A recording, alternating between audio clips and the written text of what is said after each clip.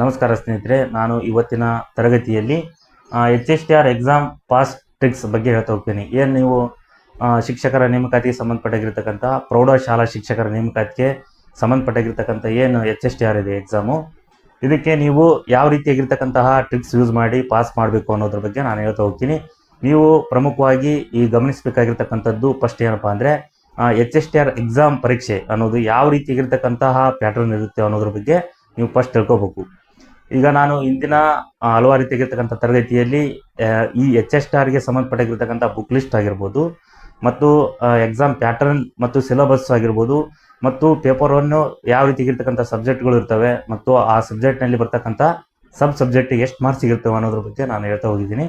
Plus paper 2 ಏನು ನಿಮ್ಮ subject paper ಇರುತ್ತಲ್ಲ, ಈ ಕನ್ನಡ, ಹಿಸ್ಟ್ರಿ ಆಗಿರ್ಬೋದು, ಇಂಗ್ಲೀಷು, ನೀವು ಯಾವ ಶಿಕ್ಷಕರಿಗೆ ಬರೀತೀವೋ ಅದಕ್ಕೆ ಸಂಬಂಧಪಟ್ಟಿರ್ತಕ್ಕಂಥ ಹಲವಾರು ರೀತಿಯಾಗಿರ್ತಕ್ಕಂಥ ನಾನು ಆ ವಿಷಯಕ್ಕೆ ಸಂಬಂಧಪಟ್ಟಿರ್ತಕ್ಕಂಥ ಎಷ್ಟು ಮಾರ್ಕ್ಸ್ ಇರ್ತವು ಅನ್ನೋದ್ರ ಬಗ್ಗೆ ಕೂಡ ನಾನು ಹೇಳ್ತಾ ಹೋಗಿದ್ದೀನಿ. ಹಾಗಾಗಿ ಇವತ್ತಿನ ತರಗತಿಯಲ್ಲಿ ನೀವು H S T R exam pass ಮಾಡಬೇಕಾದ್ರೆ ಪ್ರಮುಖವಾಗಿರ್ತಕ್ಕಂಥ ಯೂಸ್ ಮಾಡಬೇಕಾಗಿರೋಂಥ ಟ್ರಿಕ್ಸ್ಗಳು ಅಂದರೆ ತಂತ್ರಗಳು ಅಂತ ನಾನು ಹೇಳ್ತೀನಿ. ಫಸ್ಟು ನೀವು ಪ್ರಮುಖವಾಗಿ H S T R exam ಏನು ತಯಾರಿ ಮಾಡ್ತಿದ್ರು ಅಷ್ಟರು ಏನಪ್ಪ ಅಂದರೆ first understand the exam first, ಅಂದರೆ ನಿಮ್ಮ ಪರೀಕ್ಷೆಯ ಯಾವ ರೀತಿ ಇರತಕ್ಕಂತಹ ಮೆಥಡ್ ಇದೆ ಅನ್ನೋದ್ರ ಬಗ್ಗೆ ನೀವು ಫಸ್ಟು ಸರಿಯಾಗಿ ತಿಳಿದುಕೊಳ್ಳಿ. ಆಮೇಲೆ ಏನಪ್ಪ ಅಂದರೆ ಇಲ್ಲಿ ನಾನು ಹೇಳ್ತಾ ಹೋಗಿದ್ದೀನಿ ಹಲವಾರು ರೀತಿ ತರಗತಿಯಲ್ಲಿ ಪೇಪರ್ 1, ಪೇಪರ್ 2 ಕಾಮನ್ ಆಗಿರ್ತಕ್ಕಂಥದ್ದು ಸಬ್ಜೆಕ್ಟ್ಗಳು. ಹಾಗಾದರೆ ಇಲ್ಲಿ ಪೇಪರ್ 1ನಲ್ಲಿ ಯಾವ ರೀತಿ ಆಗಿರ್ತಕ್ಕಂತಹ ಕೇಳ್ತಾರೆ ಅನ್ನೋದ್ರ ಬಗ್ಗೆ ನಾನು ಹೇಳ್ತೀನಿ. ಇದು 100 ಮಾರ್ಕ್ಸ್ ಕೇಳ್ತಾರೆ. MCQ ಏನು ಮಲ್ಟಿಪಲ್ ಚಾಯ್ಸ್ ಕ್ವಶನ್ ಅಂತವಲ್ಲ, ಬಹು ಆಯ್ಕೆ ಪ್ರಶ್ನೆಗಳು, ಇದು ಇಲ್ಲಿ ಯಾವ ರೀತಿ ಆಗಿರ್ತಕ್ಕಂಥ ಸಬ್ಜೆಕ್ಟ್ಗಳು ಬರ್ತಾವೆ ಅನ್ನೋದ್ರ ಬಗ್ಗೆ ಕೂಡ ನಾನು ಹೇಳ್ತಾ ಹೋಗಿದ್ದೀನಿ. ಸೊ ಇನ್ನೊಮ್ಮೆ ಹೇಳ್ತೀನಿ, ಅಲ್ಲಿ ಜನರಲ್ ನಾಲೆಡ್ಜ್ ಬರುತ್ತೆ ಪೇಪರ್ 1ನಲ್ಲಿ. ಎಲ್ಲರಿಗೂ ಕಾಮನ್ ಆಗಿ ಎಲ್ಲ ಯಾವ್ಯಾವ ಮೆಥಡ್ನಾರು ಬರೀತಿರೋ ಅವ್ರಿಗೆ ಪೇಪರ್ 1 ಕಾಮನ್ ಆಗೇ ಇರುತ್ತೆ. ಅಲ್ಲಿ GK ಸಬ್ಜೆಕ್ಟ್ ಬರುತ್ತೆ, ಮತ್ತು ಸೈಕಾಲಜಿ ಬರುತ್ತೆ, ಮತ್ತು ಇಂಗ್ಲೀಷು, ಕಂಪ್ಯೂಟರ್ ನಾಲೆಡ್ಜು ಮತ್ತು ಮೆಂಟಲ್ ಅಬಿಲಿಟಿ, ಇವು ಪ್ರಮುಖವಾಗಿರ್ತಕ್ಕಂಥ ಸಬ್ಜೆಕ್ಟ್ಗಳು ಪೇಪರ್ 1ನಲ್ಲಿ ಬರ್ತವೆ. ಜೊತೆಗೆ ಪೇಪರ್ 2ನಲ್ಲಿ ಹೇಳೋದಾದರೆ ಸಬ್ಜೆಕ್ಟ್ ವೈಸು ನೀವು ಯಾವ ಶಿಕ್ಷಕರಿಗೆ ಬರೀತೀರಪ್ಪ, ಇಂಗ್ಲೀಷ್ ಆಗಿರ್ಬೋದು, ಅಥವಾ ಹಿಸ್ಟ್ರಿ ಆಗಿರ್ಬೋದು, ಅಥವಾ ಕನ್ನಡ ಆಗಿರ್ಬೋದು, ಫಿಸಿಕ್ಸು, ಮ್ಯಾಥ್ಸ್, ಇವು ರೀತಿಯಾಗಿರ್ತಕ್ಕಂಥ ಸಬ್ಜೆಕ್ಟು ಪೇಪರ್ 2ನಲ್ಲಿ ನೀವು ಆರಿಸಿಕೊಂಡಾಗಿರ್ತಕ್ಕಂಥ ಸಬ್ಜೆಕ್ಟು 100 ಮಾರ್ಕ್ಸ್ ಇರುತ್ತೆ. ಅದು ಕೂಡ ಏನಪ್ಪ ಅಂದರೆ 100 ಮಾರ್ಕ್ಸ್ MCQ ಆಗಿರ್ತಕ್ಕಂಥದ್ದು ಇರ್ತವೆ. ನಾನು ಹೇಳಿದ example Kannada, history, physics, maths ಯಾವುದೇ ಸಬ್ಜೆಕ್ಟ್ ಆಗಿರ್ಬೋದು, ನೀವು ಆರಿಸಿಕೊಂಡ ಶಿಕ್ಷಕರ ಹುದ್ದೆಗೆ ಅದು 100 ಮಾರ್ಕ್ಸಿಗೆ ಸಪ್ರೇಟಾಗಿ ಇರುತ್ತೆ ಅಂತ ನಾನು ಹೇಳ್ತೀನಿ. ಜೊತೆಗೆ ಇಲ್ಲಿ subject knowledge plus pedagogy, general knowledge, ನೀವು ಆ ಸಬ್ಜೆಕ್ಟ್ ಮೇಲೆ ಫೋಕಸ್ ಮಾಡಬೇಕಾಗುತ್ತದೆ. ಯಾವಪ್ಪ ಅಂದರೆ ಫಸ್ಟು ಸಬ್ಜೆಕ್ಟ್ ನಾಲೆಡ್ಜ್, ನೀವು ಯಾವ ಶಿಕ್ಷಕರಿಗೆ ಓದಬೇಕು ಅನ್ನೋದಾದರೆ ಅದಕ್ಕೆ ಸಂಬಂಧಪಟ್ಟಿರ್ತಕ್ಕಂಥ ವಿಷಯಕ್ಕೆ ಸಬ್ಜೆಕ್ಟ್ ನಾಲೆಡ್ಜ್ ಇರಬೇಕು.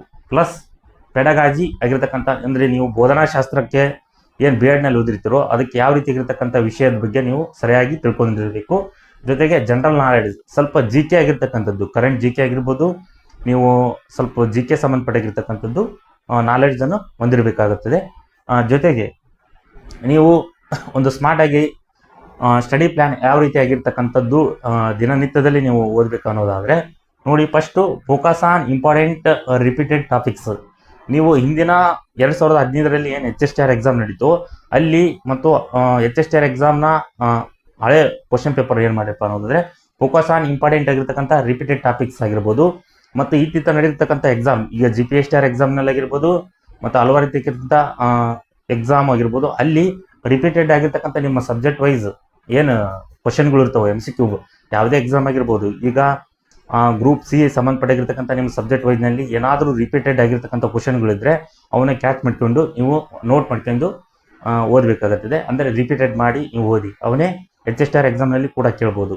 ಬರೀ ನಾವು ಎಚ್ ಎಸ್ ಟಿ ಆರ್ ಎಕ್ಸಾಮ್ನಲ್ಲೇ ಕ್ವಶನ್ ಪೇಪರ್ ಓದಿ ನಾನು ಸ್ಟಡಿ ಮಾಡ್ತೀನಿ ಅಂದ್ರೆ ಆಗಲ್ಲ. ಸೊ ಯಾವುದೇ ಎಕ್ಸಾಮ್ ಆಗಿರ್ಬೋದು, ನಿಮ್ಮ ವಿಷಯಕ್ಕೆ ಸಂಬಂಧಪಟ್ಟಾಗಿರ್ತಕ್ಕಂಥ MCQ ಏನು ಕ್ವಶನ್ಗಳು ಸಿಗ್ತವೆ ಅವನ್ನ ನೀವು ಸ್ಟಡಿ ಮಾಡಬೇಕಾಗುತ್ತದೆ. ಯಾವುದೇ ಎಕ್ಸಾಮ್ KPSC ಆಗಿರ್ಬೋದು, KE ಡಿಪಾರ್ಟ್ಮೆಂಟ್ ಆಗಿರ್ಬೋದು, ನಮ್ಮ ಕರ್ನಾಟಕದಲ್ಲಿ ನಡೆತಕ್ಕಂಥ ಎಕ್ಸಾಮಲ್ಲಿ ನಿಮ್ಮ ವಿಷಯಕ್ಕೆ ಸಂಬಂಧಪಟ್ಟಿರ್ತಕ್ಕಂಥ ಎನಿ MCQ ನೀವು ವಿಷಯಗಳನ್ನು ಓದಬೇಕಾಗುತ್ತದೆ.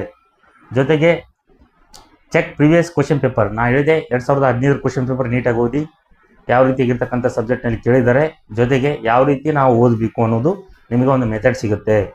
ನೆಕ್ಸ್ಟ್ ಬರ್ಬೋದಾದರೆ MCQ ಪ್ರಾಕ್ಟೀಸ್ ಡೈಲಿ. ನೀವು ಡೈಲಿ ಏನಲ್ಲ ಅಂದರೂ 100 ಆಗಿರ್ತಕ್ಕಂಥ MCQ ಬಿಡಿಸ್ತಿ ನಿಮ್ಮ ಸಬ್ಜೆಕ್ಟ್ ವೈಸು. ಪೇಪರ್ 2ನಲ್ಲಿ ನಿಮ್ಮದು ಏನಪ್ಪ ಅಂದರೆ ಆಪ್ಷನಲ್ ಸಬ್ಜೆಕ್ಟ್ ಆಗಿರುತ್ತೆ. ನೀವು ಶಿಕ್ಷಕರ ನೇಮಕಾತಿಗೆ ನಾನು ಹಿಸ್ಟ್ರಿ ಹಾಕಿದೆಪ್ಪ ಅಂದರೆ ಹಿಸ್ಟ್ರಿ 100 ಮಾರ್ಕ್ಸ್ ಇರುತ್ತೆ ಪೇಪರ್ 2ನಲ್ಲಿ. ಹಾಗಾಗಿ ನಿಮ್ಮ ಸಬ್ಜೆಕ್ಟ್ ವೈಸು ಯಾವುದೇ ಇರಲಿ ಅದಕ್ಕೆ ಸಂಬಂಧಪಟ್ಟಿರ್ತಕ್ಕಂಥ ಡೈಲಿ 100 MCQ ಚಾಲೆಂಜಸ್ ಅಟೆಂಪ್ಟ್ ಹೋಗಿ. ಸೊ ನಿಮಗೆ ಅಲ್ಲಿ ಒಂದು ಏನಪ್ಪ ಅಂದರೆ ಮೆಥಡ್ ಸಿಗುತ್ತೆ ಮತ್ತು ನಿಮ್ಮ ಎಕ್ಸಾಮ್ನಲ್ಲಿ ಪಾಸ್ ಆಗಲು ಏನಪ್ಪ ಅಂದರೆ ಅನುಕೂಲ ಆಗುತ್ತೆ ಅಂತ ನಾನು ಹೇಳ್ತೀನಿ.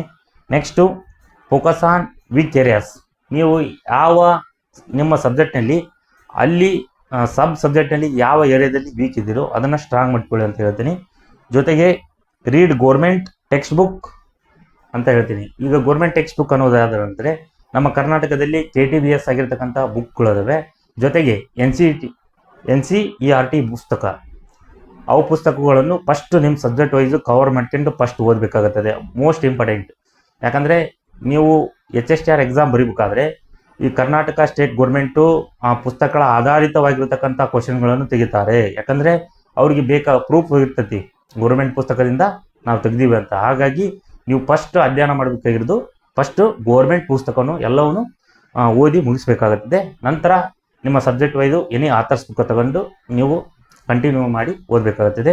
ಇದು HSTRಗೆ ಸಂಬಂಧಪಟ್ಟಿರ್ತಕ್ಕಂಥ ನಾನು ಪ್ರಮುಖವಾಗಿ ಎಕ್ಸಾಮ್ ಪಾಸ್ ಆಗಲು ಕೆಲವೊಂದು ಟ್ರಿಕ್ಸ್ ಹೇಳ್ತಾ ಇದ್ದೀನಿ. ಹಾಗಾಗಿ ನೋಡ್ಬೋದು ಎಲ್ಲ ಸ್ನೇಹಿತರು, ನಾನು ಇಂದಿನ ತರಗತಿಯಲ್ಲಿ ಹಲವಾರು ರೀತಿಯಾಗಿರ್ತಕ್ಕಂಥ HSTRಗೆ ಸಂಬಂಧಪಟ್ಟಿರ್ತಕ್ಕಂಥ ಬಹುಮುಖ್ಯವಾದ ಕೆಲವೊಂದು ತರಗತಿಗಳನ್ನು ಹೇಳ್ತಾ ಹೋಗಿದ್ದೀನಿ ಮತ್ತು ಎಕ್ಸಾಮ್ ಬುಕ್ ಲಿಸ್ಟ್ ಕೂಡ ಹೇಳ್ತಾ ಹೋಗಿದ್ದೀನಿ ಮತ್ತು ಸಿಲೆಬಸ್ ಪ್ಯಾಟರ್ನ್ ಕೂಡ ಹೇಳ್ತಾ ಹೋಗಿದ್ದೀನಿ ಮತ್ತು ಎಕ್ಸಾಮ್ಗೆ ಬೇಕಾಗಿರ್ತಕ್ಕಂಥ ಇಂಪಾರ್ಟೆಂಟ್ ಏನು ಸೋರ್ಸು, ಯಾವ ರೀತಿ ಓದಬೇಕು, ಯಾವ ರೀತಿ ಎಕ್ಸಾಮ್ ಪಾಸ್ ಮಾಡಬೇಕು ಅನ್ನೋದ್ರ ಬಗ್ಗೆ ನಾನು ಹಲವಾರು ರೀತಿಯ ವಿಷಯಗಳನ್ನು ಹೇಳ್ತಾ ಹೋಗಿದ್ದೀನಿ. ಹಾಗಾಗಿ ಈಗ ಯಾರ್ಯಾರು ಹೊಸದಾಗಿ ಈ ಚಾನಲ್ ನೋಡ್ತಿದ್ರು ಎಲ್ಲ ಸ್ನೇಹಿತರು ಸಬ್ಸ್ಕ್ರೈಬ್ ಮಾಡ್ಕೊಳ್ಳಿ, ಲೈಕ್ ಮಾಡಿ. ನಿಮಗೇನಾದರೂ ಡೌಟ್ ಇದ್ದರೆ ಈ ಕಾಮೆಂಟ್ ಮೂಲಕ ತಿಳಿಸಿ, ನಾವು ತಕ್ಷಣ ರೀತಿಯಾಗಿರ್ತಕ್ಕಂಥ ಆನ್ಸರನ್ನು ಕೊಡ್ತೀವಿ.